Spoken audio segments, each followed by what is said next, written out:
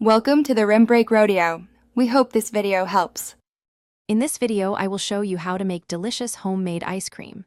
First, gather your ingredients: 1 cup of heavy cream, 1/4 cup of whole milk, 2 tablespoons of sugar, and 1/2 teaspoon of vanilla extract. You'll also need about 4 cups of ice and 1/2 cup of rock salt. Make sure you have a small, sealable plastic bag, like a quart size, and a larger gallon-sized bag ready for the next steps. Let's get started. Now, let's combine our ice cream base.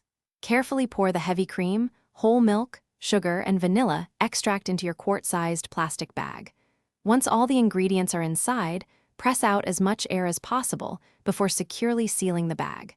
Double-check that it's completely sealed to prevent any leaks. Gently shake the bag for about 30 seconds to ensure all the ingredients are well mixed. This creates the perfect foundation for your creamy treat. Next, we'll start the freezing process. Take your gallon-sized bag and fill it with about 4 cups of ice.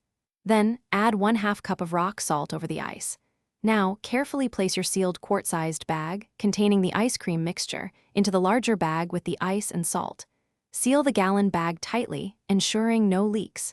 Shake the bag vigorously for 5 to 10 minutes or until your ice cream reaches a firm consistency. This is where the magic happens. After shaking, carefully remove the small bag from the larger one. You might want to quickly rinse the outside of the small bag to remove any salt residue. Open your bag of freshly made ice cream and scoop it into a bowl.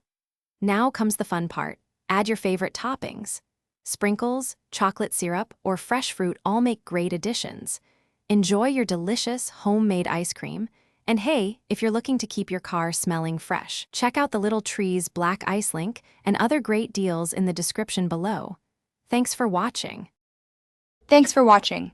Consider subscribing if we helped you.